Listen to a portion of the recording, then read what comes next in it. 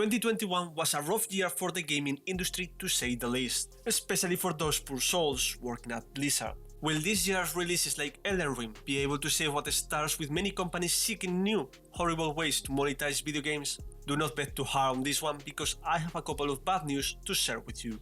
This is Intel's CEO, and if you are looking for a graphics card like I am, he has an important warning for us. We know that no one wants to buy a graphics card at these ridiculous prices. We are on the same boat. It has been going on for too long, 2 years, and at this point you are either into Bitcoin or waiting for the Bitcoin crash so that you can game in peace.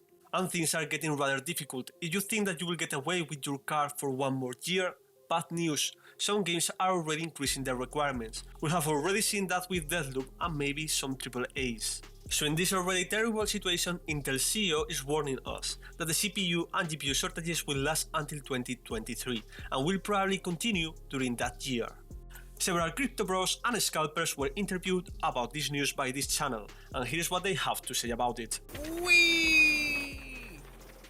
While the industry is making efforts to increase the production, they are still having issues with logistics and supplies. If you have seen videos of how microprocessors are manufactured, which I recommend you to do because it's amazing, you know that building and expanding these factories can take years. So if governments do not take action against scalpers and crypto, the short future seems pretty green, and even if they do decide to pass on laws, they take time to be passed. And outlawing scalpers is one thing, being able to enforce those laws is another thing altogether.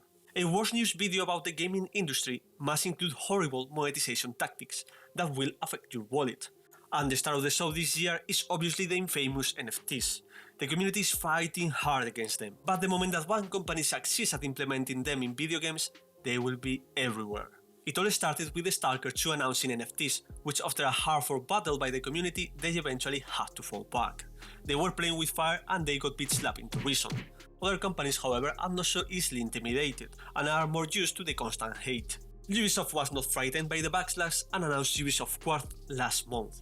Get your pitchforks ready because there are many news about Ubisoft today. Some of their NFTs featuring Ghost Recon Breakpoint had some pants that you could get after 100 hours of playing, and a mask after 600 hours. The idea is that these items are limited and are supposed to be unique, as long as Ubisoft doesn't produce more of them, that is, which is something very crucial to all of this that I will explain in a moment. If you wonder about why NFTs are coming to gaming and how they are going to be implemented, you have to follow the money, and that takes us right into the Ubisoft stock value. What you can see on the screen is what traders, financial analysts and stockholders call the "you are fucked" trend, and Ubisoft is riding it pretty hard. This probably is the very specific reason why Ubisoft is one of the pioneer companies in this regard. CEOs make very juicy bonuses at the end of the year if the stock is doing well, and it is not. This makes the management desperate for making new and better ways of obtaining more revenue. You thought that they care about your experience? That is not even in the discussion.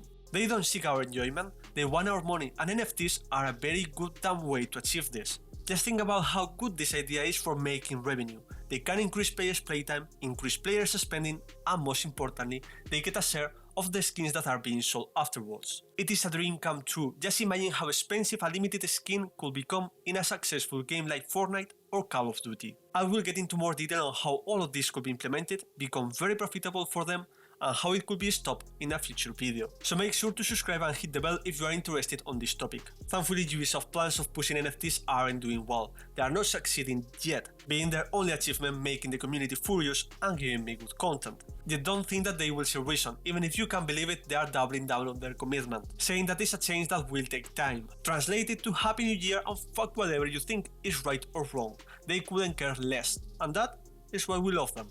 But they are not alone. Greed is not exclusive of Ubisoft. There are more CEOs seeking a good bonus in 2022. Square Enix is also pushing NFTs, while publishers of many known games, their greed is also widely known, and NFTs is not the only thing that they are pushing. Lately they have been trying to increase video game prices, and this is very dangerous for us gamers. They are trying to release Forspoken for $80 because they believe it is worth it. This can affect you by opening the door for many other AAAs to increase their price. But that is just the cherry on top, because the cake is introducing pay-to-progress tactics in single-player full-price games. This is the Wombo Combo, full-price games with microtransactions. God, it hurts my soul to hear it. I have covered those tactics in this video and I will link it in the description and at the end. Of course, they are also pushing NFTs hard. in a letter Square Enix president called 2021 as NFT's Year 1. They also mentioned that the majority of the players are play-to-have-fun kind of players, and these players have reservations towards these new trends. At least they are aware of what we think about it. However, and listen to the audacity, he believes that there will be a number of people whose motivation is play to contribute. So incentives for this group is needed, and this is all for the sake of improving gaming.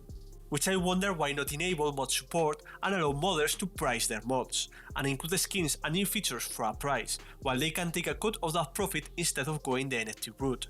Well, maybe the benefit of the gaming community is not the end goal after all. Another piece of gaming news that I did not expect to hear is about GameStop. They used to sell a lot of physical copies, but this is the digital era and they didn't get the memo. Surprisingly, last year a Reddit movement rescued them from being homeless, pumping their stock from a $4 value to an astounding $325. And now they are trying to ride the wave, launching themselves into the NFT market, planning to release their own NFT marketplace where they expect to take a share of the trading. And while they are making a deal with the devil, in this case the company seems to be out of options. But not all news regarding NFTs are bad, and not all our efforts are in vain. Sega wanted to do their own NFT experiments, and thank God they thought about it twice, stating that if it is perceived as simple money making, they are taking the decision to not proceed. It seems like sometimes the community is hurt. Finally, we can leave the NFTs aside and we are diving right into the Ubisoft crisis, being one of those the employee exodus reported by Axios. People are getting the fuck out. Some of the reasons are low pay, abundance of competitive opportunities, frustration with creative direction, and also the way Ubisoft dealt with the #MeToo movement fallout during 2020. When rumors about people leaving start to spread, they become very dangerous because they can start a wave effect. I have seen them, I have heard about them, something that can crush a company's short-term plans. And this time, Ubisoft's defense is that their attrition rate, which is the number of employees that decide to leave in a period of time compared to the total number of employees, is 12%, a giga number in my opinion, but according to them it is within industry norms, so what the hell do I know? However, according to Axios, EA has a 9%, Epic Games 7%, and Activision Blizzard a whooping 16%. Considering how last year went, I am surprised it isn't even higher. One of those abandoning ship is co-director Anthony Henry from the title Skull and Bones. Maybe some of you have heard of this title, most of you probably have forgotten about it already. If you remember this amazing trailer, you will remember how good this game was. I had so much fun role-playing a pirate, and Skulls and Bones was going to be just that. It's based on that part of the game, which is great, but don't get excited because it has been stranded in development hell since 2013, and I'm not sure if I'm ready to face the monster that can get released after so many years of development. If we're talking about bad news in video games, there are two main topics, NFTs and sadly, harassment lawsuits. It seems like so many of these industry's giants are plagued by the same issue. This time we're talking about no other than Riot Games. Since the Activision Blizzard drama was unleashed, the sins of other companies have flown a bit more under the radar, so much that I have forgotten about it already. Riot's lawsuit started back in 2018 and it has finally been settled, and around 2,300 women are eligible for part of the settlement according to the Washington Post.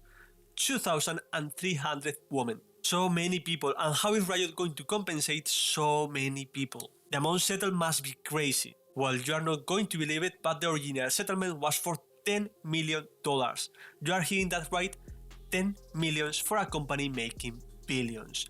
Ridiculous to even think about accepting that.